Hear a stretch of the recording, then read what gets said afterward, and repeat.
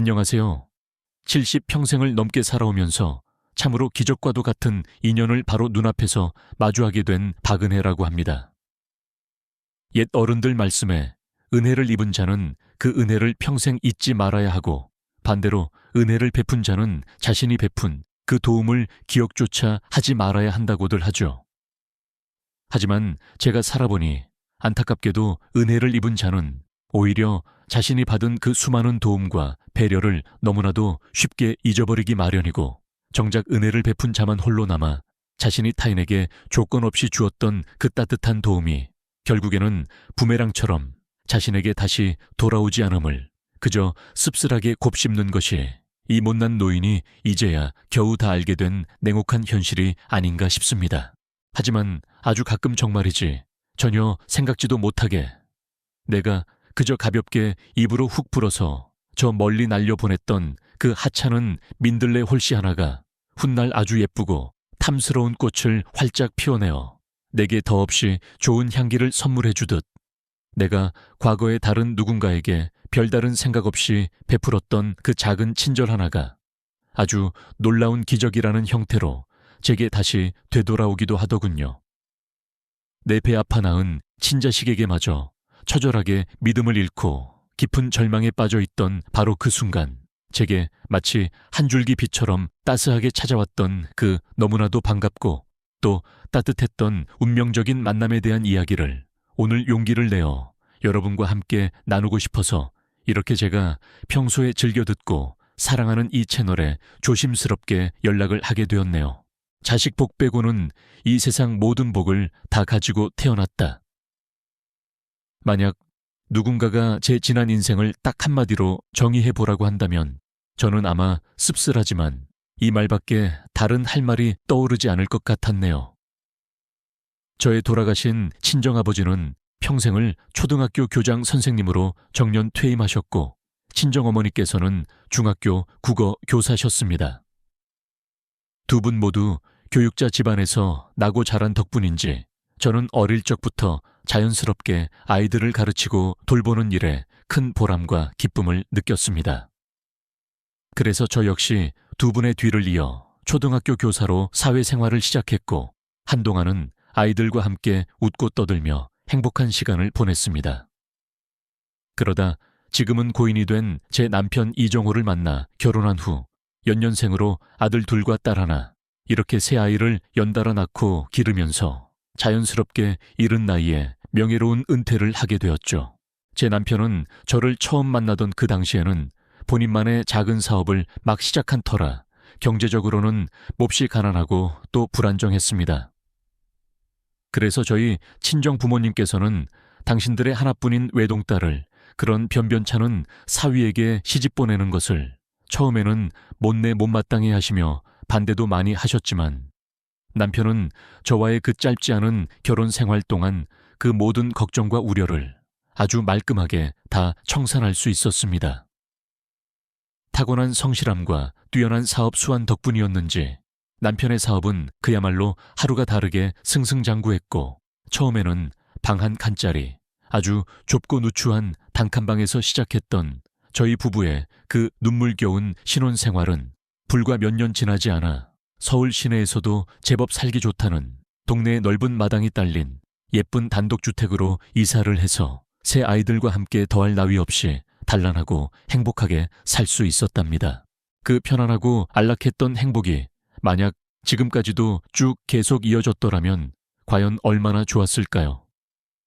왜 부모들이 아직 아무것도 모르는 그 어린 자식들을 보면서 그냥 이대로만 더 이상 자라지 않고 지금처럼 내 품 안에 계속 있어 주었으면 좋겠다고 간절히 기도하는지, 저는 그저 어렸을 때는 이 망가지 같은 것들 대체 언제나 다 커서 내 품을 떠나려나, 어서 빨리 훌쩍 자라서 부모 곁을 떠나 저들끼리 오순도순 잘 사는 그 모습, 내가 한번 꼭 좀 보면 좋겠는데 라는 그런 이기적인 생각을 한 적도 있었습니다.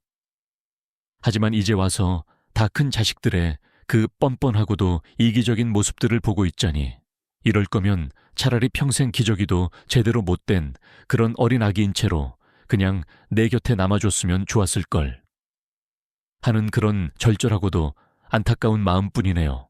저희 첫째 아들 이지우는 참으로 어려서부터 애가 유난히 소극적이고 내성적이며 조용한 성격이었습니다. 그래도 다행히 부모 말은 또 곧잘 들어서 시키는 공부도 곧잘 하고 학교 성적도 늘 상위권을 유지해서 결국에는 누구나 다 부러워하는 명문 사립대에 어렵지 않게 들어갈 정도였죠. 첫째 아들은 졸업 후에도 그 좋은 학벌과 스펙 덕분에 여기저기서 스카우트 제의도 많이 받았지만 안타깝게도 말주변이 없는 건지 아니면 자신감이 부족한 건지 한동안 취업을 준비하던 그 시절에는 늘 미역국만 마시고 돌아왔고 그토록 목표로 했던 대기업은 결국 가지 못했지만 그래도 이름만 들으면 웬만한 사람들은 다 알아줄 만한 그런 괜찮은 중견회사에 간신히 들어갈 수 있었습니다. 저와 제 남편은 그것만으로도 우리 아들이 참으로 성공한 인생이라고 그렇게 단순하게만 생각을 했습니다. 좋은 가족이 있고 제 몸 하나 건사할 수 있는 번듯한 직업까지 얻었으니 이 세상에 더 이상 뭘 더 바라겠어요.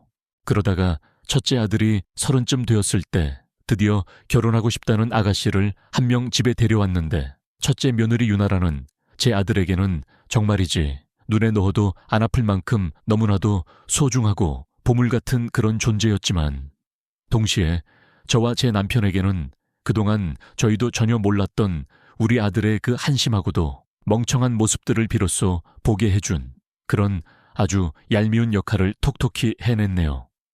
집에 처음으로 정식 인사를 시키러 왔을 때부터 이미 첫째가 그 며느리에게 아주 그냥 나사가 하나 단단히 빠진 것처럼 푹 빠져서 헤어나오지 못하고 군다는 그 사실은 익히 알고 있었습니다.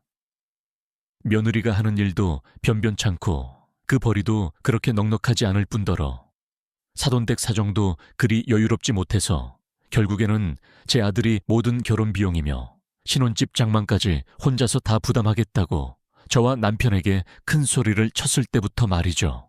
뭐 저희 집이 그렇게까지 없는 집도 아니고 결혼하는데 누가 돈을 얼마나 더 냈으며 또 뭘 어떻게 했는지 그게 다 무슨 소용이 있겠습니까? 그저 내 자식이 이 정도로까지 온 마음과 정성을 다할 만큼 사랑하는 제 짝을 드디어 찾았다는 그 생각에 저희 부부는 그저 기쁘고 또 행복하기만 했습니다. 그런데 그 지극정성이 나중에 저와 제 남편에게는 아주 그냥 크나큰 독이 되어 다시 되돌아올 줄 그때는 정말 그 누가 알았겠습니까? 첫째가 결혼하고 손주가 태어나고 나서 몇 년쯤 지났을 때였습니다. 어느 날 갑자기 아들이 제게 찾아와서는 아주 어렵게 이런 말을 하는 겁니다.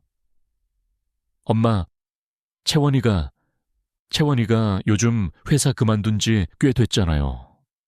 그런데 아무래도 혼자서 계속 집에만 있으면서 우리 서준이만 돌보기에는 좀 많이 힘들어하고 답답해하는 것 같아요. 그래서 말인데 혹시 뭐 작은 카페 같은 거라도 하나 차려서 소일거리 삼아 하고 싶다는데 혹시 엄마나 아빠께서 좀 잘 말씀드려서 도와주실 수 있으세요? 카페만 차리면 우리 서준이는 당연히 장모님께서 봐주신다고 했으니까 그건 너무 걱정 안 하셔도 되고요. 커피숍인지 뭔지를 하고 싶다는 그 며느리의 말 한마디에 쪼르르 돈 나올 곳이라고는 만만한 저희 부부밖에 없다고 생각했는지 제게 와서 저렇게 꼬리를 살랑살랑 흔들어대는 그 첫째 아들 녀석. 첫째는 거의 한 달이라는 시간 동안 저와 제 남편을 아주 그냥 구워 삶아서 결국에는 그 커피숍을 차릴 그 막대한 자금을 저희에게서 얻어갔습니다. 이제 와서 다시 가만히 생각해보면 그대로 그 아들 녀석의 그 간사한 혓바닥에 홀라당 넘어가서 구워 삶아져서 잡아먹힌 저와 제 남편도 참으로 어리석고 또 어리석었죠. 심지어 그렇게 어렵게 차린 그 영세한 커피숍이 뭐 그리 장사가 잘 된 것도 아니었습니다. 며느리는 남편이 저희에게서 받아다 준 그 큰돈으로 차린 그 번듯한 커피숍에서 자기 남동생과 함께 일을 했는데 대체 그 장사라는 것을 어떻게 하는 건지 문을 열고 나서 거의 몇 년 동안은 계속해서 찾아오는 각설이 마냥 첫째 아들이 매달 꼬박꼬박 저희를 찾아와서는 가게 건물 임대료를 저와 제 남편에게서 빌려가기도 했습니다. 뭐 장사라는 것이 어디 제 마음대로만 되는 것이 아니니 그걸 가지고 제가 딱히 탓할 생각은 없었지만 그래도 그렇게까지 부모에게 큰 도움을 받아서 장사를 시작할 수 있었다면 그 은혜만큼은 절대로 잊어서는 안 되는 것이죠. 제가 한 번은 그 문제의 커피숍에 직접 한번 가본 적이 있습니다. 그 당시만 하더라도 저희가 돈을 참 많이 투자하기도 해서 가게는 꽤 번화한 거리에 아주 보기 좋게 위치해 있었고 가게 내부 인테리어도 아주 세련되고 멋졌었던 게 아직도 기억이 생생하네요. 그래서 그런지 손님으로 앉아있는 사람들이 전부 다 젊고 예쁜 젊은 사람들이었고요. 며느리가 직접 내려주는 그 커피라도 한 잔 사서 마시고 오려고 가게 안으로 들어갔는데 계산대 안에 서 있던 며느리가 저를 보고 처음으로 한 말이 뭔지 아시나요? 어머니, 여긴 또 왜 오셨어요? 여긴 어머님이 드실 만한 거 하나도 없는데. 어머, 얘 좀 봐라. 오기는 또 왜 없어? 나도 커피 정도는 마실 줄 안다, 얘야. 아, 그럼 한 잔 드릴까요? 저도 커피 한 잔 정도는 충분히 사 마실 돈이 있었지만 그래도 내 며느리가 하는 가게 매출이라도 조금 올려주려고 설사 며느리가 그냥 공짜로 준다고 해도 제 돈을 다 내고 마시고 올 생각이었습니다. 그런데 아주 당연하다는 듯이 제게 커피값을 요구하는 그 며느리를 보고 얘도 참 대단한 애구나 싶더라고요. 그런데 저를 더욱더 의아하게 만들었던 건 커피를 예쁜 유리잔도 아니고 아주 그냥 싸구려 종이컵에 담아서 줬다는 겁니다. 아니 얘야, 커피를 왜 이런 종이컵에다 주니? 저기 저렇게 앉아있는 다른 젊은 손님들 보니까 다들 예쁜 유리잔에 마시고 있던데. 어머니, 혹시 여기서 드시고 가시게요? 그럼 그냥 이걸 들고 바로 나가라고 나한테 준 거였니? 나는 그래도 내 가게 구경도 좀 하고 너 일하는 모습도 좀 괜찮나 하고 보려고 잠깐 앉았다 가려고 했는데. 아, 그럼 좋은데요, 어머님. 근데 저희가 지금 좀 많이 바빠서요. 오늘은 그냥 이거 들고 집에 가시면서 천천히 드세요. 바쁘다고? 아니 저기 저렇게 빈자리가 수두룩한데 대체 뭐가 그렇게까지 바쁘다는 게야. 어머님이 이런 카페 일을 잘 모르셔서 그러시는데 원래 손님이라는 게 한 번에 갑자기 확 몰리는 거라서 이러다가도 갑자기 눈코 뜰 새 없이 바빠지거든요. 그리고 솔직히 말씀드리면 이걸 또 어떻게 말씀을 드려야 하나. 좀 나이 드신 분들이 가게 안에 오래 앉아 계시면 젊은 손님들이 잘 안 들어오려고 한단 말이에요. 처음에는 제가 제 귀를 의심하며 말을 잘못 들은 줄 알았습니다. 어떻게 사람이 그것도 가족에게 이렇게까지 무례하고도 모욕적인 말을 아무렇지도 않게 그것도 얼굴 표정 하나 변하지 않고 내뱉을 수가 있는 것이죠. 저는 너무나도 어처구니가 없고 또 화가 머리끝까지 치밀어 올라서 제 앞에 놓여있던 그 커피가 담긴 종이컵을 손으로 탁 하고 세게 쳐서 바닥에 엎어버렸습니다. 그리고 다른 손님들이 다 들을 수 있을 정도로 아주 또렷하고도 큰 목소리로 이렇게 말했습니다. 그렇게 잘나신 젊은 사람들만 와야 한다는 그 번쩍번쩍한 커피숍을 과연 누구 돈으로 이렇게 떡하니 열 수 있었는지 내 그 잘난 머리로 기억이나 제대로 하고 그따위 싸가지 없는 말을 짓거리는 거니 됐다. 너같이 그렇게 생각 짧고 버르장머리 없는 애가 직접 뽑은 그 커피 따위 내 더러워서 입에 댈 생각도 전혀 없어. 어차피 마셔봤자 구정물보다도 못한 맛만 나겠지. 그렇게 씩씩거리며 며느리 얼굴에 대고 한바탕 퍼붓고 집에 돌아온 그날 밤 아니나 다를까. 아들에게서 전화가 와서 받을까 말까. 한참을 망설이다가 받았더니 아니나 다를까 아들은 제 그 못된 마누라가 저지른 그 엄청난 잘못에 대한 사과 한마디는커녕 오히려 다짜고짜 제게 화부터 내더군요. 엄마, 오늘 채원이 가게 와서 아주 그냥 행패를 부리셨다면서요. 대체 왜 그러신 거예요? 왜 행패? 내가 행패를 부렸다고. 야, 그게 그렇게 말하는 내 마누라가 나한테 먼저 뭐라고 했는지는 알거나 하는 소리니 진짜 행패가 뭔지. 내가 아주 그냥 똑똑히 한번 찾아가서 제대로 한번 보여줘. 너 그 가게에 들어간 내 아버지 돈 당장 도로 다 내뱉으라고 하기 전에 그 더러운 입 당장 다물어. 이 모질이 같은 것 같으니라고.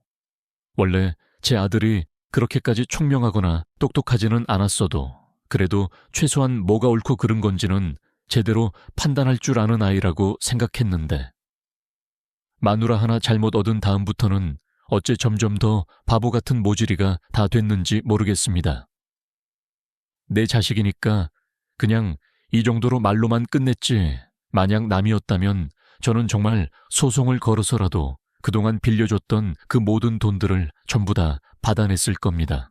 부모가 된다는 게 그저 자식에게 뭐가 우선이고 자식이라면 자신의 간이고 쓸개고 전부 다 내어줄 수 있어야 한다지만 그런 저의 그 맹목적인 사랑이 오히려 첫째 아들에게는 크나큰 독이 되었었나 봅니다. 그렇다고 해서 둘째 아들이나 셋째 딸은 또 뭐가 그렇게 더 나았을까요? 윗물이 맑아야 아랫물도 맑다고 하던데 이미 윗물이 이렇게나 탁하고 지저분하니 그 아랫물들도 줄줄이 다 말썽만 피우는 게 어쩌면 당연한 일이었을지도 모르겠습니다. 첫째 아들 지훈이가 20살을 간 넘어 공무원 시험에 덜컥 합격하고 둘째 아들 현우마저 이름만 대면 누구나 다 알만한 대기업에 떡하니 입사했을 때 저는 처음으로 제 자식들 앞에서 소리내어 엉엉 울었습니다. 이제야말로 내가 그 지긋지긋한 가난의 굴레에서 벗어나 나처럼 이렇게 구질구질하게 살지 않게 하려고 그토록 발버둥 쳤던 그 모든 노력들이 드디어 결실을 맺는구나. 내 자식들은 이제 앞으로 떵떵거리며 이 세상 누구보다도 더 행복하게 잘 살 수 있겠구나. 그런 생각을 하니까 너무나도 벅찬 감격에 눈물이 앞을 가리더군요. 뒤이어 셋째 딸 수진이는 아이들을 워낙 예뻐하고 좋아해서인지 유아교육과를 졸업하고 어린이집 선생님이 되어 일을 시작했고 적성에 아주 잘 맞는다며 매일같이 즐거워했습니다. 아직도 제 눈에는 마냥 어린애 같은데 다른 집 귀한 아이들을 가르치고 돌본다는 게 그저 신기하고 또 대견하기만 했습니다. 하지만 저를 더욱더 놀라게 했던 것은 바로 넷째 딸 지혜가 22살이라는 아주 어린 나이에 시집을 갔을 때였던 것 같네요. 어린 나이에 너무 덜컥 결혼을 하는 것은 아닌가 싶어 내심 걱정이 앞서기도 했습니다. 그때 넷째 지혜는 예비 사위될 사람과 함께 작은 인터넷 쇼핑몰 사업을 막 준비하는 중이었는데 다행히 두 사람이 성격이 아주 잘 맞는 것 같았죠. 그래서인지 제 걱정과는 달리 넷째는 사업도 제법 잘 자리를 잡았고 결혼 생활도 아주 알뜰살뜰하게 잘 꾸려가고 있었습니다. 그런데 위의 형 누나들과는 달리 우리 집 막내 아들 준서는 어릴 적부터 유난히 철딱서니가 없어서 제 걱정이 이만저만이 아니었습니다. 아빠 정을 제대로 많이 못 보고 자랐다고 제가 너무 오냐오냐 금이야 오기야 하고 키웠던 탓인지 그 녀석은 20살이 넘어서도 제대로 된 일자리 하나 구하지 못하고 그저 허구한 날 사고만 치고 다니는 그런 한심한 아들이었습니다. 막내 준서를 빼고는 다른 4명의 자식들은 모두 다 각자 사회에서 자기 자리를 잘 잡았고 열심히 일하면서 자기 짝을 만나 각자의 가정을 행복하게 잘 꾸려서 살고 있었습니다. 이제 정말로 자식들 다 키워놨다는 그런 안도감에 저도 이제부터는 좀 편안하게 내 인생을 즐기면서 살 수 있겠구나 싶었어요. 결혼해서 가정을 꾸린 자식들이라면 이제부터는 알아서들 잘 사는 게 너무나도 당연하다고 저는 그렇게 철석같이 믿었던 겁니다. 하지만 막내 준서만큼은 제가 단 한시도 마음을 놓을 새가 없었습니다. 제대로 된 일자리도 구하지 못하고 밥벌이를 제대로 한번 해본 적이 없으니 그 녀석에 대한 걱정은 말을 날이 없더군요. 그래서 늘 막내 일에는 노심초사 마음을 졸이며 살았는데 그런데 진짜 생각지도 못했던 큰일은 정작 아주 엉뚱한 데서부터 벌어지고야 말았습니다. 자식 둔 부모는 평생 근심 걱정을 놓을 날이 없다고들 하죠. 저도 제 자식들의 일이지만 아직까지도 그날의 그 끔찍했던 기억을 도저히 믿을 수가 없습니다. 제가 자식들에게 무슨 대단한 효도를 바랐던 것도 아닌데, 남매는 어쩌면 그렇게 하나같이 제 가슴에 대못을 박는 그런 후레자식 같은 행동들만 골라서 했는지 모르겠습니다. 심지어는 늘 알아서 척척 모든 것을 다 잘 해내던 제 자랑이었던 첫째 아들 지훈이마저도 말이죠. 첫째 아들 지훈이의 일만 생각하면 지금도 너무나 가슴이 아프고 목이 메어 숨도 제대로 쉴 수가 없을 정도입니다. 다른 남매들과는 너무나도 다른 그 착하고 반듯했던 아들의 마지막 모습이 제 가슴속 가장 깊은 곳에 아주 커다란 상처로 깊이 새겨져 버렸거든요. 자식을 앞둔 부모의 그 참담한 심정은 아마 그 어떤 아름다운 언어로도 도저히 표현할 수가 없다고들 하죠. 남편을 먼저 잃으면 과부가 되고 부모를 먼저 잃으면 고아가 되는데 자식을 먼저 떠나보낸 부모한테는 그 슬픔을 표현할 그 어떤 적절한 단어조차 붙일 수가 없다고 하네요. 공무원으로 그 누구보다도 성실하고 착실하게 살아가던 제 첫째 아들 지훈이가 어느 날 갑자기 달랑 유서 한 장만 남겨놓은 채 스스로 목숨을 끊었습니다. 집안의 장남 노릇을 톡톡히 해내면서 일찍 돌아가신 아빠를 대신해서 어린 막내 동생까지 살뜰히 살피던 그 든든하고 믿음직스러웠던 첫째 아들이 하루아침에 싸늘하고 차가운 주검이 되어서 저랑 마주하게 된 겁니다. 그날도 저는 평소처럼 시장에 나가 장사를 하러 가는 길이었습니다. 그런데 모르는 번호로 전화가 한 통 걸려오길래 아무 생각 없이 받았더니 다짜고짜 제 아들이 사망했다는 그런 청천벽력 같은 소리를 하는 것이었습니다. 믿을 수가 없어서 제가 몇 번이나 되묻기만 했네요. 어제까지도 저랑 아무렇지도 않게 웃으며 통화했던 우리 큰아들이 갑자기 죽었다니요. 그게 대체 무슨 말도 안 되는 소리란 말입니까? 아닐 거예요. 저희 아들 절대로 그럴 리가 없어요. 뭔가 잘못하신 걸 겁니다. 어머님 공무원 신분증까지 저희가 다 확인했습니다. 어머님 아드님이 틀림없습니다. 어머님 지금 많이 힘드시겠지만 우선 병원으로 빨리 와주셔야 되겠습니다. 믿을 수 없는 그 냉혹한 현실에 제가 몇 번이나 다시 물었지만 제 아들이 확실하다는 그 차가운 대답만이 돌아올 뿐이었습니다. 저는 정신없이 병원으로 달려갔습니다. 사고도 아니고 자살이라니 저는 정말이지 도저히 믿을 수가 없었습니다. 병원에 도착했더니 이미 제 아들의 몸은 싸늘하고 차갑게 식어 있었고 자살이라는 그 믿을 수 없는 말에 저는 그만 정신이 혼미해져서 그 자리에 쓰러지고 말았습니다.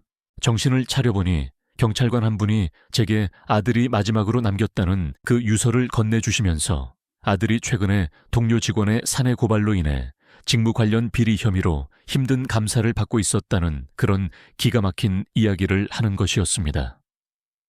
그래서 저는 그 경찰관에게 울부짖으며 말했습니다. 우리 아들은 절대로 그럴 아이가 아니에요. 제가 알아요. 제가 제 아들을 누구보다 잘 안다고요. 어려서부터 자기 먹을 것 하나 제대로 못 챙기고 늘 동생들한테 양보만 하던 그런 착하고 바보 같은 아들이었는데 그런 애가 어떻게 그런 나쁜 짓을 할 수가 있겠어요. 절대로 그럴 리가 없습니다. 병원에서 한참을 울고 또 울다가 장례도 대체 어떻게 치러냈는지 조차 모르게 그렇게 며칠을 정신없이 보냈습니다. 남편이 죽었을 때도 제가 그렇게까지 많이 울었던 기억이 없는데 첫째 아들 지훈이한테는 제가 유독 더 많이 의지하고 기대며 지냈던 세월이 길어서인지 제 팔다리가 전부 다 잘려나간 것처럼 너무나도 아프고 또 괴로웠습니다. 하지만 장례식장에서조차 아들의 그 직장 동료라는 작자들은 제 아들의 그 잊지도 않은 비리에 대해서 뒤에서 수군거리고 있었고 저는 그제야 겨우 정신을 차렸습니다. 우리 아들 마지막 가는 그 길에 씌워진 그 억울한 누명만큼은 반드시 이 어미 손으로 똑똑히 벗겨줘야겠다고 그렇게 굳게 마음을 먹었던 것입니다. 다시 한번 정신을 똑바로 차리고 아들이 남긴 그 유서를 천천히 다시 읽어보니 거기에는 자신을 내부 고발했다는 그 동료 직원의 이름이 정확하게 적혀 있더군요. 그 동료가 고발했다는 그 내용을 자세히 보니 제 큰아들이 특정 건설사에 부당한 특혜를 주고 도로 확장 포장 공사 발주를 부당하게 지시했다는 그런 내용이었습니다. 하지만 저는 절대로 그런 파렴치한 짓을 저지르지 않았습니다. 너무나도 억울합니다. 하며 자신의 죽음으로 그 억울함을 간절히 호소하는 제 큰아들의 그 마지막 외침에 저는 다시 한번 마음을 굳게 다잡았습니다. 장례가 모두 끝나자마자 저는 곧바로 시청 앞으로 달려가 제 아들의 억울한 죽음에 대해 제대로 된 감사를 다시 한번 실시해달라는 그런 내용이 적힌 피켓을 목에 걸고 하염없이 서 있었습니다. 지나가던 시청 공무원들에게 제가 미리 준비해간 전단지를 나눠주며 눈물로 호소했습니다. 제 아들을 억울한 죽음으로 몰고 간 이 사건 부디 제대로 된 감사가 이루어질 수 있도록 제발 좀 도와주십시오. 부탁드립니다. 그렇게 몇 달을 길 위에서 고생하고 또 고생하다 보니 결국 제 그 간절한 호소가 받아들여져 정식으로 감사가 다시 한번 시작되었고 그 결과는 놀랍게도 제 큰아들을 파렴치한으로 몰아 고발했던 그 동료 직원의 추악한 모함이었음이 밝혀졌습니다. 평소 제 아들과 사이가 좋지 않았던 그 동료 녀석이 아주 악의적으로 없는 사실까지 꾸며서 제 아들을 그렇게 궁지로 몰아넣었던 것이었습니다. 장난처럼 무심코 던진 그 하찮은 돌멩이에 개구리가 맞아 죽는다고 했던가요? 그 악랄한 고발을 했던 그 동료는 결국 공무원에서 파면되는 것으로 그 죗값을 치르게 된 것입니다. 하지만 제 소중한 아들은 이미 이 세상에 없으니 그놈이 파면되었다고 해서 제 속이 시원하거나 통쾌한 것도 전혀 아니었습니다. 저는 그 후로 하루하루 점점 더 말라가는 것 같았습니다. 시장에서 힘들게 장사하는 이 늙은 엄마를 걱정하며 그토록 자주 전화해주던 그 착하고 다정했던 큰아들이 정말이지 너무나도 그립고 또 보고 싶더군요. 자식들이 아무리 많아봐야 결국 부모를 진심으로 챙기고 걱정하는 자식은 따로 정해져 있는 것 같지 않나요? 요즘 그 좋다는 스마트폰이 그렇게나 흔하고 좋다던데. 제게 안부 전화 한 통이라도 제대로 할 줄 아는 자식은 이제는 이 세상에 없는 제 큰아들 지훈이밖에 없었습니다. 장마철에는 장사하는 거 힘들지 않냐며 행여나 감기라도 걸릴까봐 걱정하며 안부 전화를 해주던 그런 착한 아들이었습니다. 눈이 오면 눈이 온다고 길이 미끄러우니 조심하라고 제일 먼저 전화해주던 그런 속 깊은 아들이었는데 그런 아들을 제가 어떻게 잊고 제정신으로 살아갈 수가 있겠습니까? 다른 집들은 딸들이 그렇게나 엄마를 살뜰히 챙긴다고들 하잖아요. 그런데 저는 큰아들 말고는 다 자식 같지도 않았습니다. 지금 다시 가만히 생각해보니 그래요. 저한테 9을 이미 다 가져가고도 제 손에 겨우 남아있는 그 마지막 하나까지도 더 달라고 악착같이 떼를 쓰는 게 바로 제게 남은 그 4명의 자식들이었거든요. 그런데 그 와중에도 제 등에 칼을 못 박는 그런 짓들은 또 어찌나 그렇게 성실하게들 하는지 정말이지. 저는 도무지 알다가도 모르겠습니다. 큰아들 지훈이를 그렇게 허망하게 떠나보내고 저는 한동안 식음을 전폐하고 거의 폐인처럼 지냈습니다. 삶의 의미도 살아갈 이유도 모두 다 잃어버린 것만 같았습니다. 하지만 저에게는 아직 거둬야 할 4명의 자식들이 더 남아있었기에 언제까지고 그렇게 슬픔에만 잠겨 있을 수는 없었습니다. 저는 억지로라도 기운을 차리고 다시 시장으로 나가 장사를 시작했습니다. 그런데 어느 날 둘째 아들 현우에게서 전화가 한 통 걸려왔습니다. 오랜만에 전화해서 한다는 소리가 다짜고짜 돈을 좀 빌려달라는 것이 아니겠습니까? 저는 오랜만에 전화해서 고작 한다는 소리가 돈 얘기냐고 화를 내며 둘째에게 따져 물었습니다. 아니 이놈아 너는 이 애미한테 몇 달 만에 전화해서 한다는 소리가 고작 그놈의 돈 타령이냐? 그럼 그동안은 어떻게 살았기에 또 돈이 없어서 나한테까지 손을 벌리는 게야, 엄마. 사실은 저 회사 그만뒀어요. 생활비가 하나도 없어서. 멀쩡히 잘 다니던 회사를 왜 그만둬 사지? 멀쩡한 놈이 회사를 왜 못 나가? 둘째 아들이 갑자기 회사를 그만뒀다고 하길래 저는 너무나 화가 나고 어이가 없어서 버럭 소리를 지르며 물었습니다. 그러자 둘째 아들은 한숨을 푹 쉬며 그동안 있었던 자초지종을 제게 털어놓는데 그 내용이 정말이지 기가 막히고 또 기가 막혔습니다. 생활비를 며느리가 전부 다 관리하고 있었는데 글쎄 그년이 적금 통장이며 뭐며 전부 다 해약해서는 그 돈으로 온갖 명품이며 사치품들을 사들이고 심지어는 마이너스 통장까지 만들어서 아주 그냥 흥청망청 제멋대로 다 써버렸다는 것이었습니다. 이게 대체 무슨 얼빠진 소리냐며 저는 당장 둘째네 집으로 달려가 보았는데 집안 꼴이 이미 만신창이가 되어 있더군요.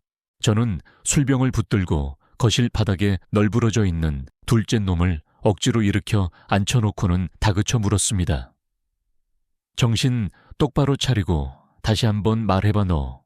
그래도 회사 나오면서 퇴직금은 두둑하게 받았을 것 아니냐.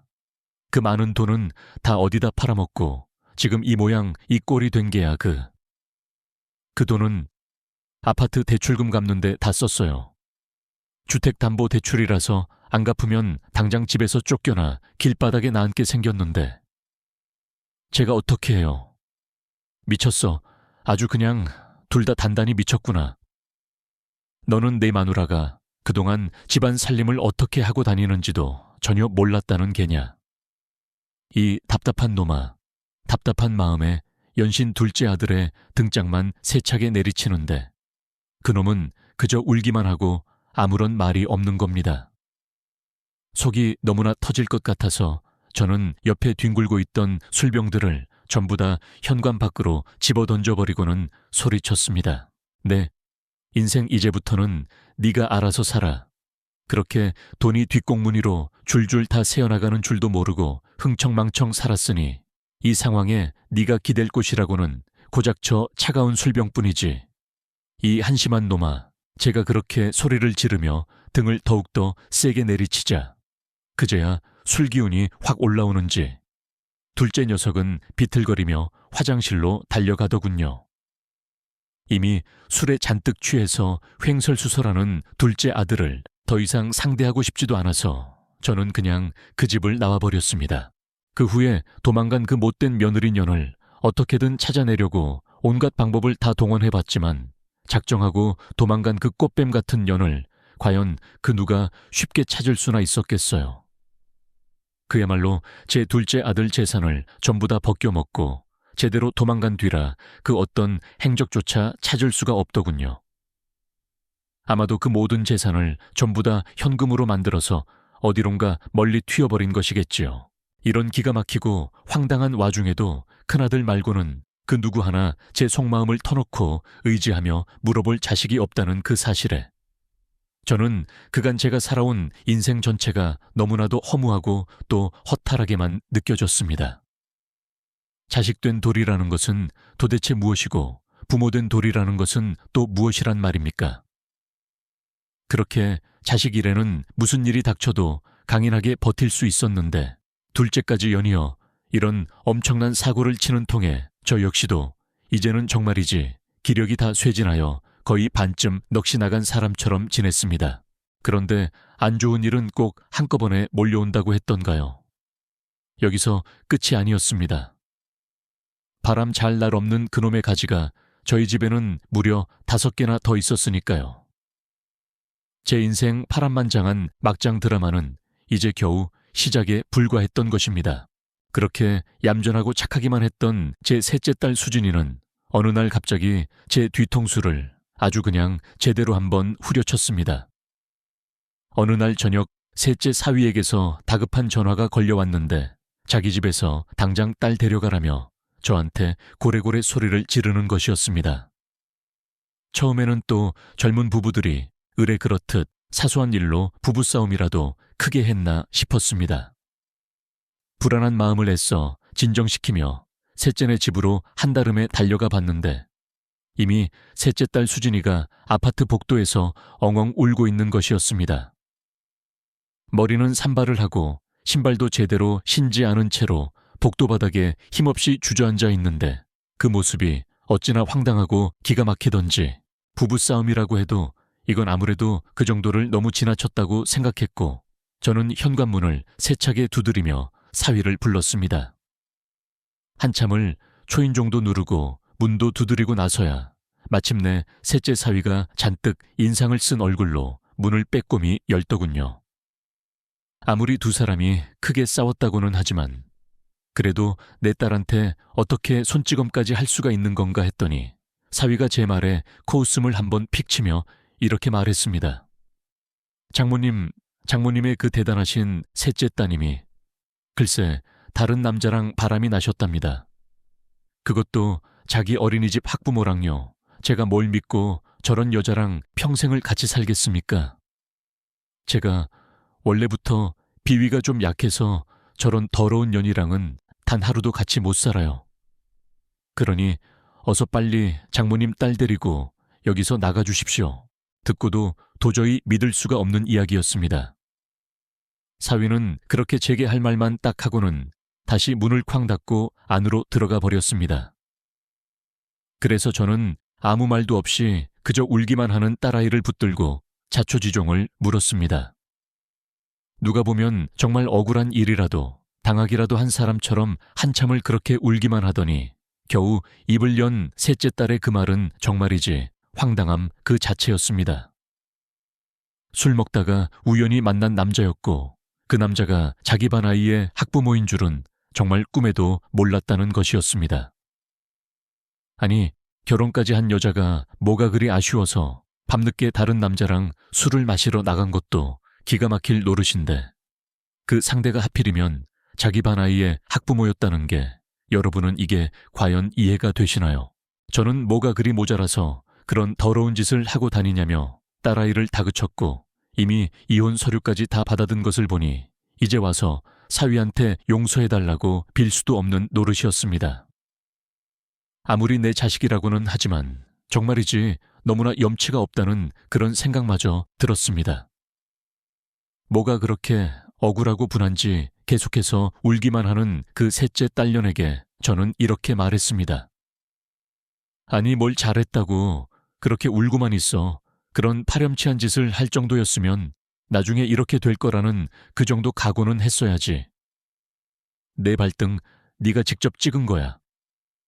이 등신 같은 년아, 그 어린 내 자식한테도 너 정말 못할 짓 한 거라고. 이 나쁜 년아, 대체 어쩌자고 그런 미친 짓을 했어. 아무리 남편 복이 없으면 자식 복도 없다고는 하지만 이건 정말 너무하지 않나요? 그런데 저는 며느리 복도 없고 사위 복도 지지리도 없었습니다. 둘째 며느리는 그렇게 야가 빠진 꽃뱀이라 제 둘째 아들 재산을 전부 다 벗겨먹고 멀리 외국으로 튀었는데 넷째 사위는 또 그야말로 대낮에 길 가다가 만난 날강도나 마찬가지였습니다. 왜냐하면 넷째 딸 지혜랑 그 사위라는 작자는 함께 하던 사업이 망하더니 저만 보면 아주 그냥 입만 열면 돈 타령을 해대는 겁니다. 처음에는 그래도 좀 은근슬쩍 돌려서 말하더니 이제는 아예 대놓고 저만 보면 돈 달라는 소리만 하는 거예요. 그런데 요즘에는 어른들 말씀이 관뚜껑 닫힐 때까지는 절대로 손에서 돈을 놓으면 안 된다고 하지 않습니까? 그래서 제가 돈이 없다고 딱 잘라 말하니까 넷째 사위는 저를 아주 그냥 벌레 보듯 무시하며 이렇게 말하더군요. 아니 장모님, 어차피 죽을 때 그 많은 돈 다 가지고 가실 거예요. 이제 큰아들도 죽고 없는데 그 돈 그냥 저희한테 투자한다고 생각하시고 좀 달라니까요. 그리고 돈이 있어야 장모님이지 돈 없다고 하시면 제가 앞으로 장모님 대접을 어떻게 해드려요. 저희 지금 사업 투자금이 좀 급하니까 시장에서 생선 팔아서 번 그 푼돈이라도 좀 빨리 보내세요. 내가 자네한테 투자하느니 차라리 그 돈으로 죽을 때 내 대관짝에 금태라도 둘러서 화려하게 갈 거야. 나도 밑 빠진 독에는 절대로 물 안 붓고 사는 사람이라고 사업할 능력이 없으면 그냥 나가서 막노동이라도 해서 돈 벌 생각이나 해. 그 잘나빠진 사업은 제대로 한번 해보는가 싶더니 결국에는 홀라당 망해버린 그 사업 때문에 온 가족이 다 같이 고생을 하는 것 같았습니다. 그런데 남자들 사업 욕심이라는 게 참으로 무섭다고 다 망했으면 이제 그만 포기하고 다른 일을 하면 될 것을 꼭 다시 사업을 해야겠다면서 저한테 그렇게까지 돈 타령을 해대는 겁니다. 아니, 뻔히 보이는 그 밑 빠진 독에 계속해서 물을 붓는 그런 바보 천치가 이 세상에 또 어디 있겠습니까? 하도 돈 타령을 해대는 통에 저는 한동안 넷째 딸 부부랑은 아예 전화 통화도 안 하고 지냈습니다. 어쩜 그렇게 자기 엄마 안부는 단 한마디도 안 묻고 오직 돈 타령만 해대는지 정말이지 귀에 딱지가 앉을 것만 같았습니다. 저는 정말이지 말년에 제 주변에 돈 못 쓰고 죽은 그런 귀신들만 잔뜩 붙었는지, 심지어는 그 문제야 막내 아들 준서까지도 아주 그냥 난리도 그런 난리가 아니었습니다. 막내는 심지어 돈을 제대로 한번 벌어본 적도 없는 그런 한심한 백수였어요. 아주 그냥 뼛속부터 백수였던 겁니다. 어쩌다 일자리를 겨우 구해서 나가도 반나절을 제대로 버텨본 적이 없었어요. 그러면서 바라는 건 또 어찌나 그렇게 많은지. 듣고 있자니 저런 철없는 백수들이 제 친구들이 하는 건 또 전부 다 똑같이 따라 하려고 하잖아요. 어느 날은 제가 한창 장사하고 있는데 가게로 불쑥 찾아와서는 한다는 소리가 자기 친구가 이번에 새 차를 뽑았다고 자기도 꼭 차를 사달라는 것이었습니다.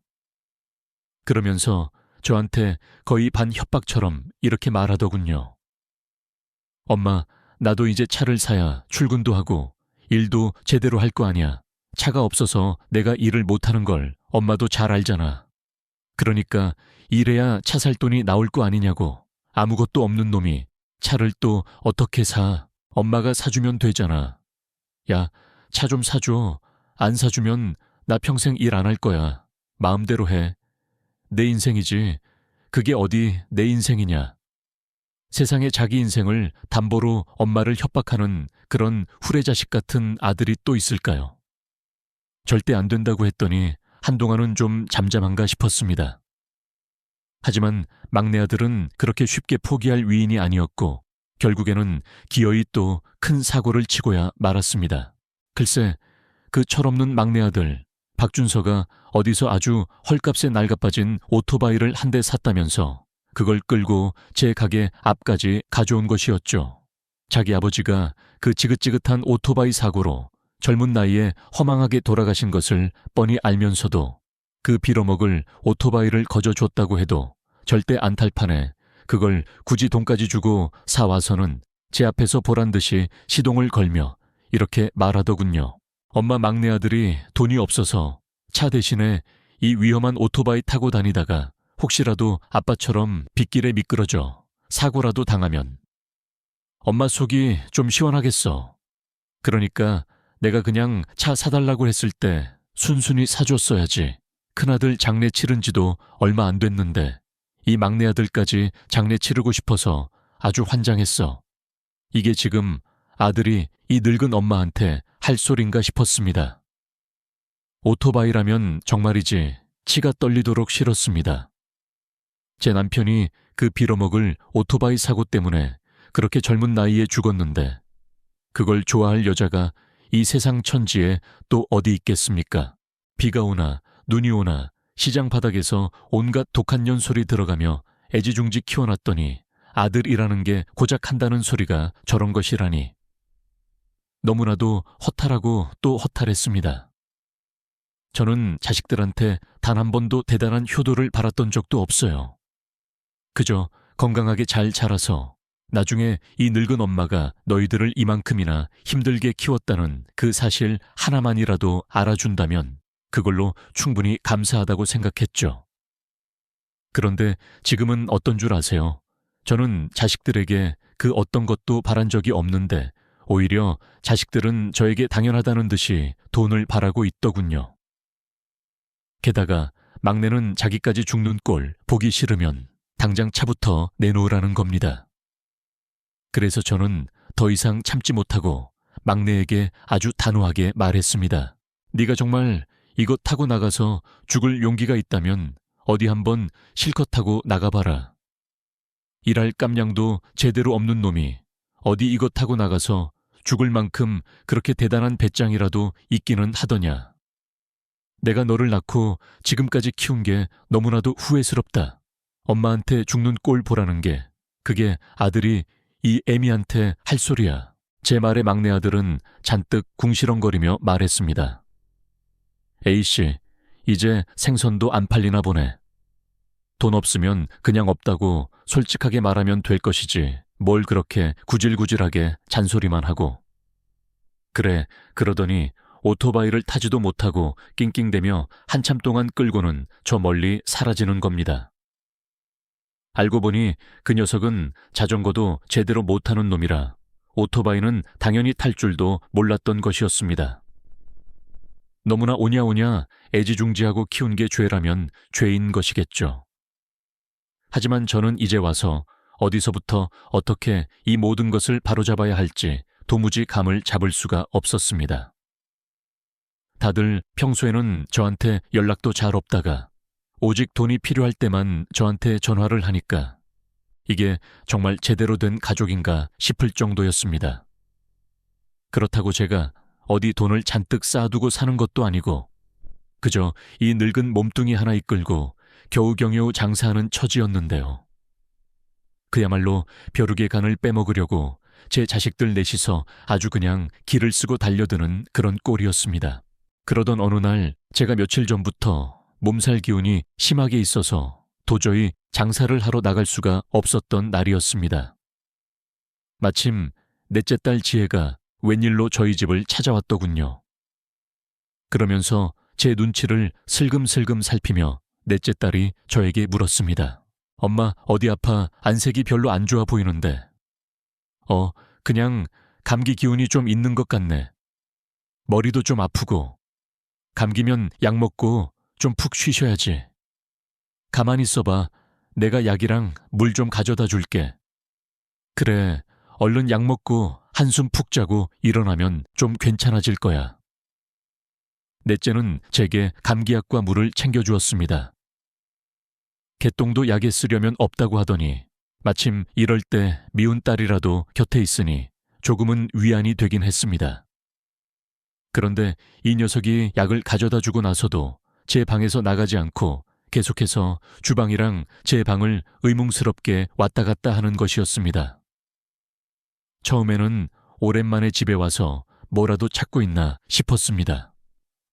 마침 감기약 기운에 스르륵 잠이 들어서 뭘 찾고 있냐고 제대로 물어보지도 못하고 그대로 잠이 들어버렸어요.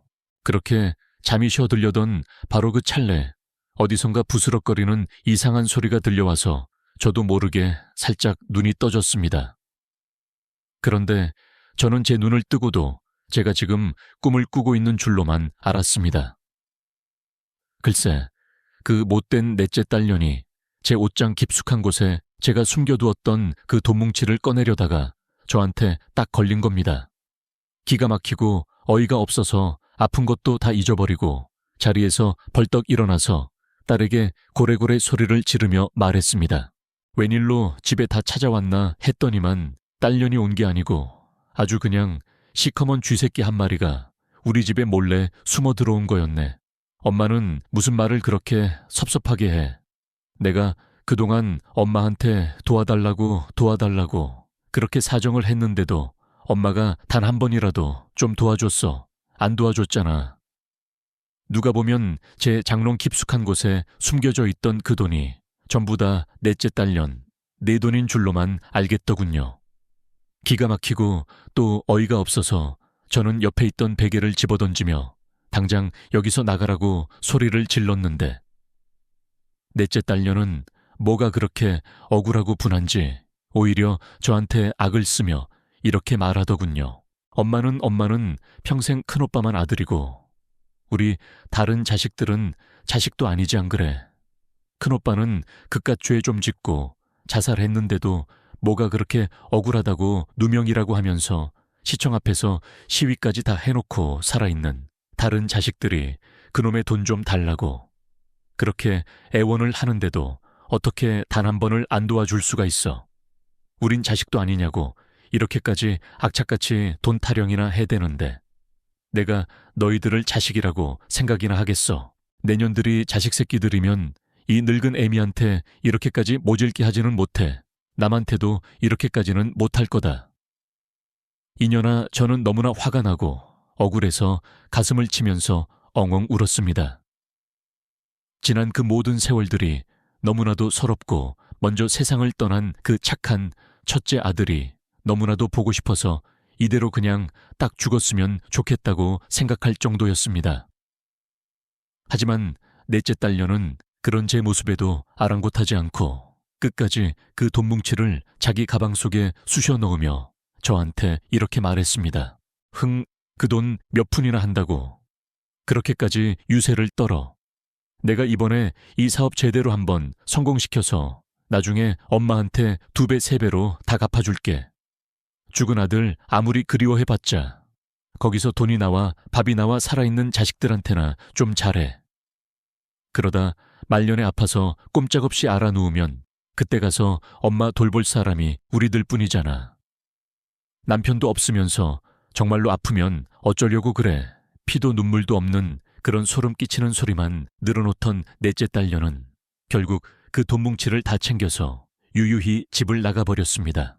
누가 자기를 나중에 돌봐달라고 했나요? 가벼운 감기에도 저렇게까지 피도 눈물도 없는 그런 모진 소리를 해대는데 정말이지 온몸에 소름이 돋을 정도였습니다. 만약 제가 진짜로 중병이라도 걸려서 알아눕기라도 한다면 아마 2번 다시는 제 앞에 찾아오지도 않을 그런 냉혈한 자식들이라는 그런 끔찍한 생각이 들더군요. 이런 제 생각이 단순한 의심에서 확신으로 바뀌게 된 순간은 제가 얼마 뒤에 덜컥 당뇨병 진단을 받으면서부터였습니다. 잠을 아무리 푹 자도 아침에 일어나면 너무나 피곤하고 하루 종일 온몸의 피로가 제대로 풀리지 않는 것 같았습니다. 그리고 불과 몇 달 사이에 체중이 눈에 띄게 확 감소한 겁니다. 아무래도 몸 상태가 좀 이상하다는 생각이 들어서 병원에 가서 정밀 검사를 받아봤는데 당뇨병이 이미 상당히 심각한 수준까지 진행되어서 자칫 잘못하면 언제든지 합병증 위험이 올 수도 있는 그런 위험한 상태라고 했습니다. 그래서 저는 더 이상 시장에서 장사도 못하게 되었고 그 어떤 경제적인 활동도 할 수 없는 그런 절망적인 상태가 된 거예요. 오랫동안 제가 장사했던 그 시장 자리를 정리하면서 옆가게 언니도 그동안 정말 수고 많았다며 제 등을 토닥여주고 앞으로 건강이나 잘 챙기라며 진심으로 걱정해 주더군요. 그런데 바로 이 와중에도 제 둘째 아들 현우라는 작자는 저한테 또 전화해서는 생활비가 다 떨어졌다며 돈 좀 보내달라는 그런 한심한 소리나 하고 있는 겁니다. 저는 더 이상 참지 못하고 둘째에게 거의 윽박지르듯이 소리쳤습니다. 내 엄마, 이제 돈 없어서 고꾸라졌다. 이놈아 이제 아파서 더 이상 일도 못하는데 너는 끝까지 이 애미한테 돈 타령이나 하고 싶으냐? 이 징글징글한 놈아, 엄마 어디 많이 아파. 안부 한번 제대로 안 묻는 놈이 없고 이제 다 늙어서 죽을 날만 기다리는 이 애미한테 무슨 놈의 보험금이라도 없이 살았냐고 타박이나 하고 엄마 나이 이제 75이면 이 세상에 오래 살았지. 호상이다 호상이야. 내가 너희들 5이나 되는 그 많은 자식들 키우겠다고. 내 젊은 청춘 그 모진 고생했던 것만 생각하면 내 인생이 다 너무나도 서럽고 억울하다. 제가 그렇게 한참 동안 하소연하며 울부짖자 둘째 아들은 깊은 한숨을 한번 푹 내쉬더니 아이고 답답해 죽겠네. 정말 하며 제 전화를 그냥 툭 하고 끊어버렸습니다. 죽음이 바로 제 눈앞까지 찾아오자 제 지난 인생이 너무나도 억울하고 또 억울했습니다. 이런 것들도 자식이라고 내가 평생을 믿고 의지하며 버텨왔구나 싶었습니다. 제가 병이 생겨서 더 이상 일을 못한다는 것을 다 알았는지 그 뒤로는 그 누구에게서도 돈 달라는 전화 한 통 안 오더군요. 그런데 어쩜 그렇게 단 한 명도 이 늙은 엄마가 얼마나 아프냐고 괜찮으냐고 묻는 전화 한 통 안 하는지. 이게 바로 제 말년의 그 처참한 현실이었습니다. 뉴스에서 보면 병든 늙은 부모 버리는 그런 후레자식들이 나오던데 그게 바로 제 자식들이었던 겁니다. 남의 자식들 욕할 때가 아니었던 거죠. 그런데 사람이 아플 때가 가장 서럽다고 하잖아요. 그렇게 홀로 외롭게 집에만 있으니까 저도 모르게 몹쓸 우울증이라는 것이 오는 것 같았습니다. 명절이라고 옆집은 손주의 며느리 사이까지 다 와서 시끌벅적하게 웃음꽃을 피우는데 저는 그저 혼자 덩그러니 빈집을 지키고 앉아 있어야만 했습니다. 살아있는 자식이 5이나 되면 또 뭘 합니까? 명절인데도 불구하고 단 한 놈도 저한테 전화 한 통 하는 법이 없는데요. 그래서인지 먼저 세상을 떠난 그 착한 첫째 아들 생각에 하염없이 눈물도 나고 차라리 나도 그냥 이대로 죽어버릴까 하는 그런 극단적인 생각마저 들었습니다. 첫째 아들이 자살했다고 처음 들었을 때 얼마나 억울하고 또 분통이 터졌으면 내 새끼가 스스로 목숨까지 끊었을까 싶었습니다. 하지만 사람이 살면서 삶의 희망이 단 하나도 보이지 않으니까 저 역시도 그런 끔찍한 자살이라는 것이 불현듯 생각나기는 하더군요. 저를 챙겨주는 가족 하나 없으니 이승에 더 이상 아무런 미련도 없었습니다. 더 살아서 좋은 것을 볼 것도 없고 이대로 제가 죽는다고 한들 과연 그 누가 저를 위해 진심으로 슬퍼나 해줄까 하는 그런 비참한 생각까지 들더군요. 그렇게 한동안 어떻게 하면 좀 더 편안하고 고통 없이 죽을 수 있을까 그런 궁리만 하며 하루하루를 보냈습니다. 아침인지 밤인지도 모르게 그렇게 정신 놓고 지내는데도 끝까지 저한테 전화 한 통 하는 자식은 단 한 녀석도 없더라고요. 저는 그냥 제 자식들에게 엄마가 아니라 그저 필요할 때마다 돈이나 빼가는 그런 편리한 금고일 뿐이었다는 그런 뼈아픈 생각이 들었습니다. 그러던 어느 날 멍하니 소파에 앉아 아무 생각 없이 뉴스를 보고 있는데 제가 아주 오래전, 그러니까 지금으로부터 약 10년 전에 샀던 그 외딴 땅에 대한 이야기가 갑자기 흘러나오더군요. 저랑 아주 친하게 지냈던 친구 중에 유독 부동산 투자에 관심이 많았던 친구가 하나 있었는데 그 친구가 저에게 아주 강력하게 추천해줬던 그런 땅이었습니다. 그때 당시에는 제 모든 자식들이 다 한 목소리로 저를 극구 반대했었습니다.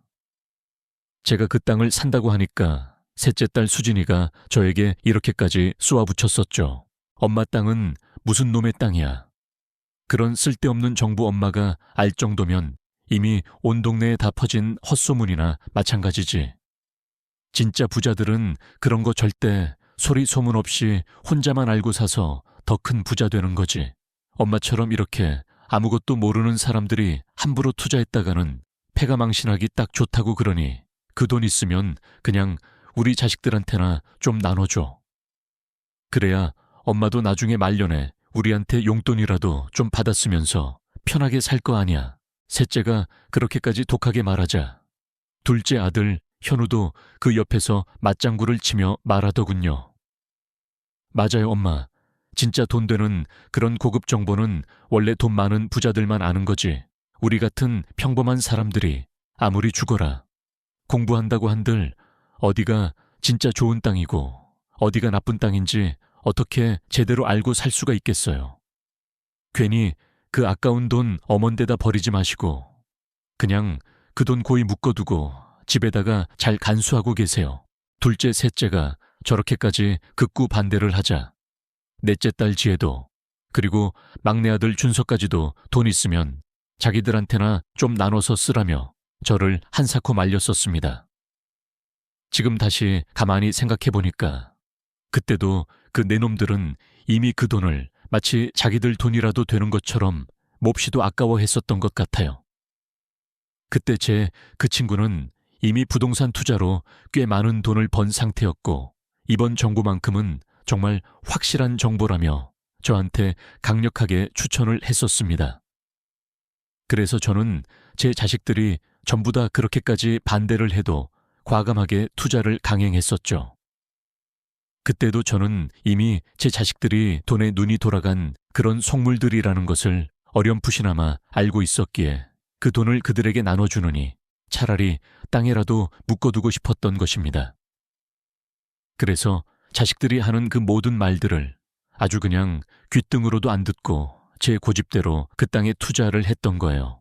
저는 뉴스를 보면서도 도저히 믿을 수가 없었고 마침 그때 제 친구에게서 전화가 와서 받았더니 아주 그냥 신나고 들뜬 목소리로 제게 이렇게 말하더군요.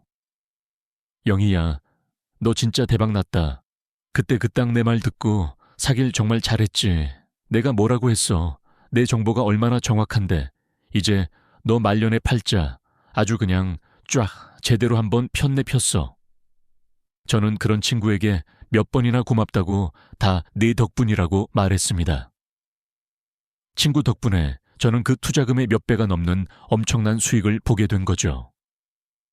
마치 하늘에 계신 제 큰아들과 남편이 그동안 너무나도 고생 많았다면서 제게 내려주신 그런 마지막 동아줄 같았습니다. 그동안 제가 겪었던 그 모든 서름과 고통을 전부 다 보상이라도 받는 것처럼 그렇게 큰 행운이 제게 찾아온 것이었습니다. 그런데 여러분, 정말 더 믿을 수 없는 놀라운 사실이 뭔 줄 아세요? 지난 10년 동안 제가 살아있는지 죽었는지조차 모르고 지냈던 제 그 4명의 자식들에게서 갑자기 줄줄이 전화가 오기 시작하는 겁니다. 넷째 딸 지혜가 가장 먼저 제게 전화를 했길래 받아보니 마치 자기 땅이라도 되는 것처럼 아주 그냥 기뻐하면서 이렇게 말하더군요. 엄마, 그때 엄마가 샀던 그 땅 말이야. 이번에 뉴스 보니까 완전 대박 났던데. 나 이번에 사업 자금 좀 더 필요하니까 엄마가 나 좀 도와줘. 아주 제발 이것만 좀 살려주면 내가 앞으로 엄마 정말 제대로 한번 모실게. 우리 이번 고비만 잘 넘기면 진짜 다 괜찮아진다니까. 제가 아파서 그렇게 끙끙 앓아누워 있을 때는 단 한 번도 거들떠도 안 보던 년이 땅값이 그렇게나 많이 올랐다는 그 소식을 듣자마자 이제 와서 엄마 생각이 났던 모양입니다. 저는 더 이상 아무 말도 듣고 싶지 않아 돈 타령만 해대는 넷째 딸년의 그 역겨운 전화를 그냥 끊어버렸어요. 게다가 다른 자식들도 다 똑같았습니다.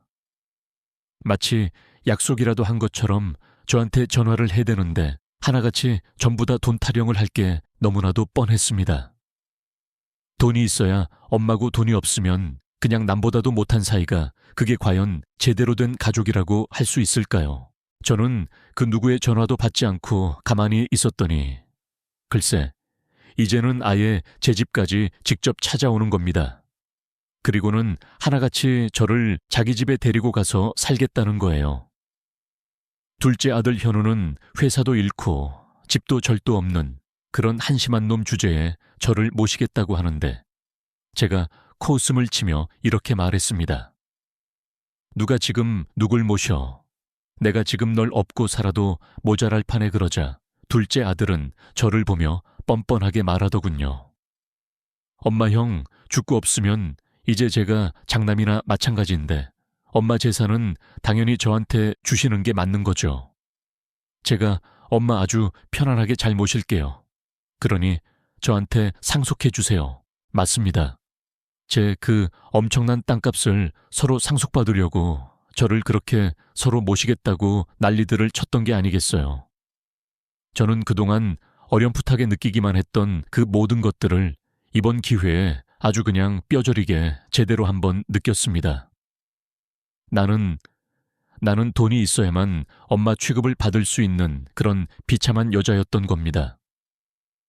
이제는 자식이라고 부르고 싶지도 않은 그 혐오스러운 것들이 과연 어디까지 이 추악한 막장 드라마를 계속해서 찍으려나 한번 끝까지 지켜보자는 그런 생각마저 들었어요. 둘째 아들이 자기가 장남이라며 아주 당당하게 말하자 넷째 딸 지혜 부부는 그 옆에서 듣고 있다가 버럭 호통을 치며 말하더군요. 아니, 저런 꽃뱀 같은 년한테 당해서 전 재산 다 말아먹고 심지어는 바람까지 피우다가 마누라한테 이혼까지 당한 그런 한심한 사람들이 어딜 감히 우리 엄마를 모신다고. 큰 소리야. 당연히 우리 부부가 모시는 게 그림이 훨씬 더 낫지. 그러면서 둘째는 그 얘기가 여기서 도대체 왜 나오냐며 노발대발했고, 셋째 딸 수진이도 뒤질세라 언성을 높였습니다. 그러자 가만히 듣고만 있던 막내 아들 준서까지도 한 소리 거들더군요. 내가 그래도 엄마 장사하는 동안 시장도 제일 많이 오고 가면서 지냈는데 당연히 나랑 살아야지. 이제 와서 다들 이러는 거 너무 속 보인다 진짜. 막내 그놈 말이 채 끝나자마자 제가 뒤통수를 아주 그냥 세차게 한 대 후려치며 말했습니다. 야, 이 자식아, 네가 언제 시장에 나를 찾으러 왔었어. 매번 돈이나 타갈 생각으로 차비나 발라먹으려고 왔던 거잖아. 누가 보면 아주 그냥 일이라도 맨날 거들고 간 줄 알겠네. 다들 당장 내 집에서 썩 나가. 아우, 시끄러워 죽겠네.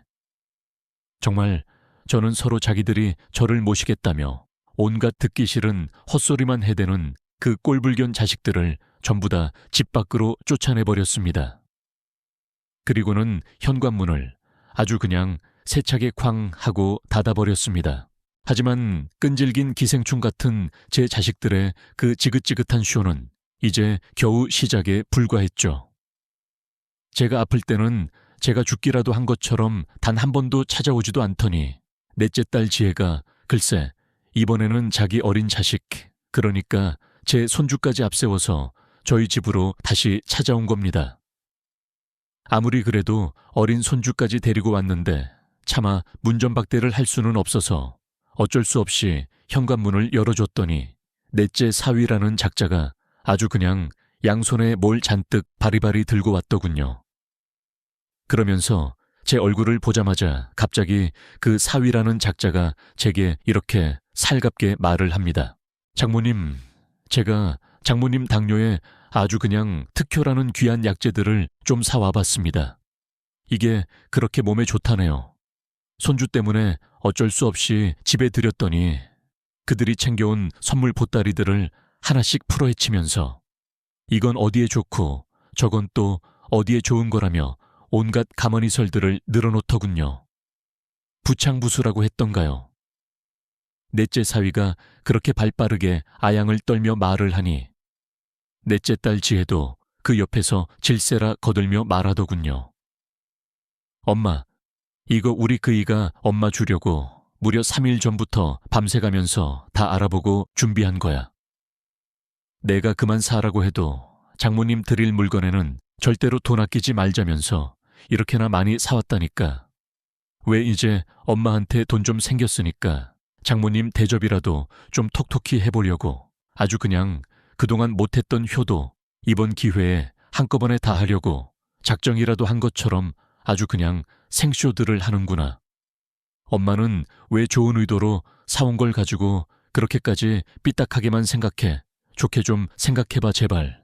저는 더 이상 그들의 그 가증스러운 위선을 보고 싶지 않아. 다 가져가라고. 당장 그 더러운 것들 전부 다 가지고 내 눈앞에서 치우라고 소리쳤습니다. 그리고는 오랜만에 만난 손주의 작은 손을 잡았는데 넷째 딸년이 어느새 손주 옆에 찰싹 달라붙더니 이렇게 말했습니다. 할머니, 저 돈 좀 주세요. 아빠가 돈이 없어서 지금 일을 못한대요. 여러 가지 방법이 다 안 된다 싶으니까 이제는 자기 어린 자식까지 앞세워서 어떻게든 돈 좀 받아보겠다는 그런 더러운 신보였어요. 이게 정말이지 말이 된다고 생각하시나요?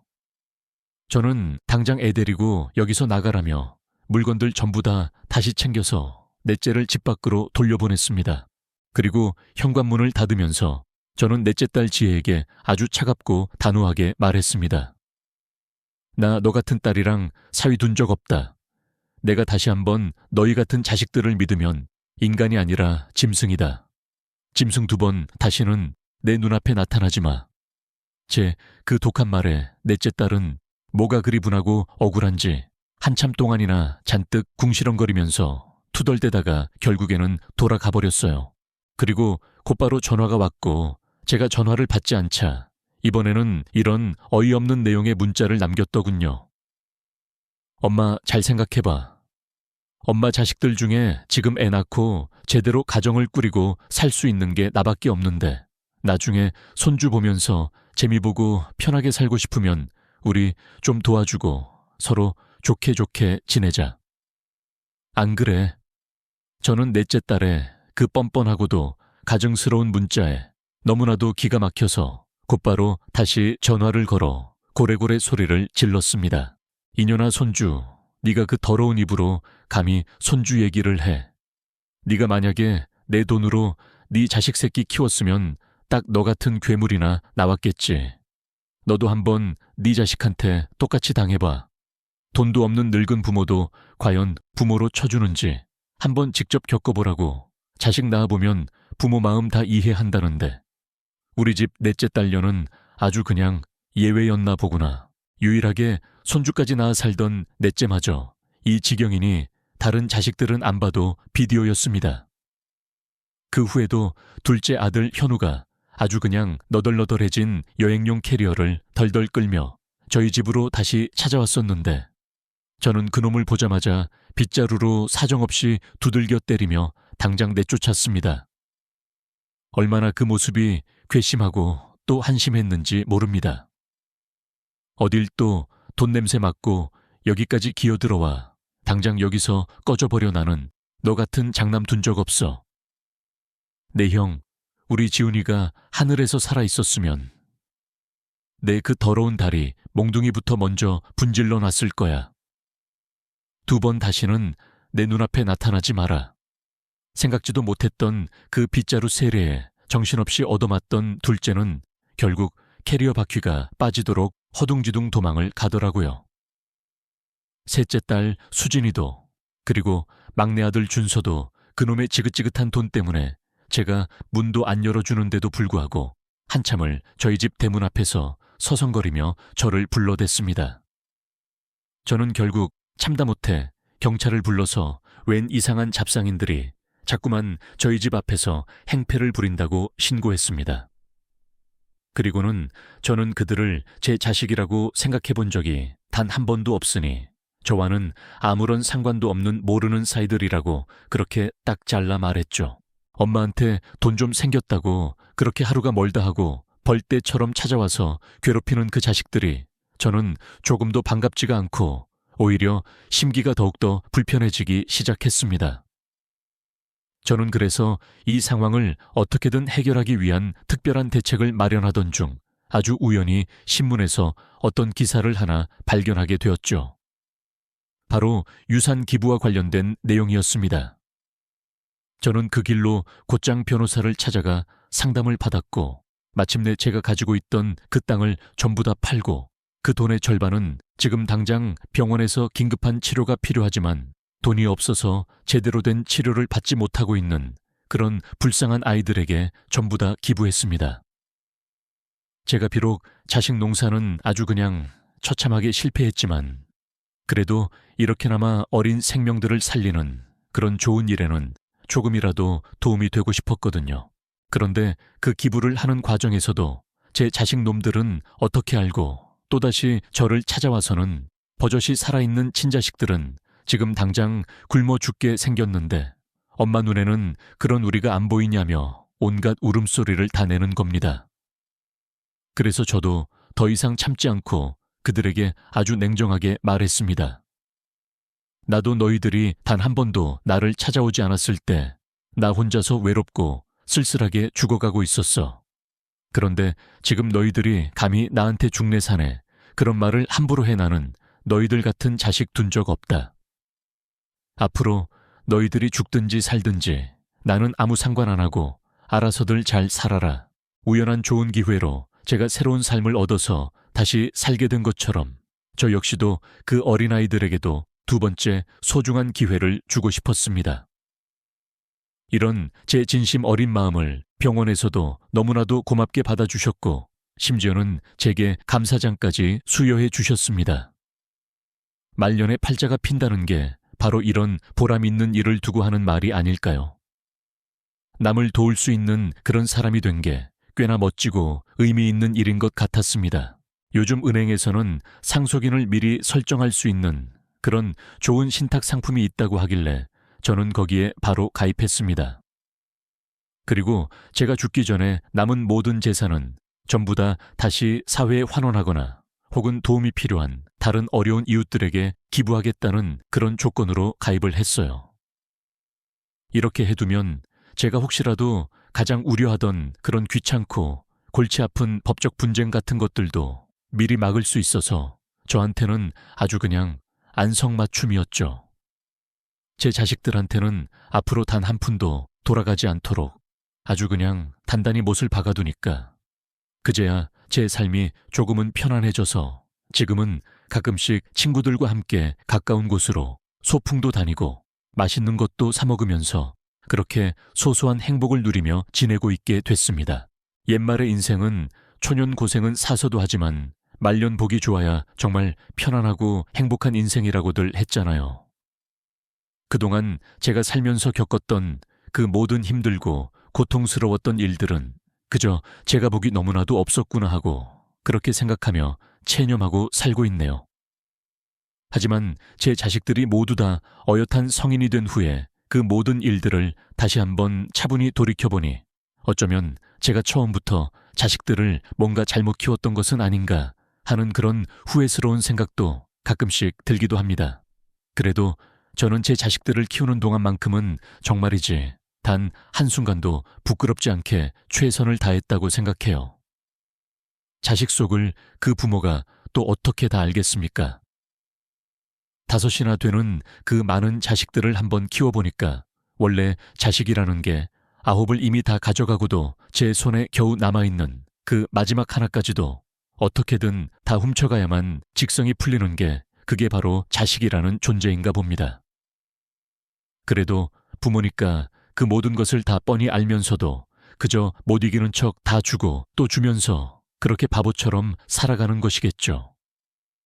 저도 한때는 재간이고 쓸개고 전부 다 빼줄 수 있을 만큼 그렇게 자식들을 끔찍이도 사랑했던 그런 바보 같은 부모였지만 이제는 더 이상 아닙니다. 이제부터라도 제 남은 인생 제가 하고 싶은 거 다 마음껏 하면서 원 없이 즐기다가 그렇게 후를 떠나려고요. 부모 마음을 자식들이 전부 다 알아주지는 못한다고 해도 그래도 최소한 부모 등 뒤에 칼을 꽂는 그런 배신만큼은 안 당할 줄 알았는데 이제 보니 자식이라는 것도 다 부질없다는 그런 씁쓸한 생각이 듭니다. 결국 이 험한 세상 살아가면서 내가 힘들고 어려울 때 가장 큰 힘이 되어주고 의지할 수 있는 건 다른 그 누구도 아닌 바로 나 자신뿐인 것 같아요. 그러니 이 글을 읽으시는 모든 분들도 부디 다른 누구보다도 자기 자신을 가장 첫 번째 1순위로 두고 스스로를 아끼고 사랑하면서 살아가셨으면 좋겠습니다. 제 이 박복하고도 기나긴 팔자 이야기는 여기까지입니다. 끝까지 들어주셔서 정말 감사드리고 앞으로 여러분들의 삶에는 더 좋은 일들만 가득하시기를 진심으로 바라겠습니다.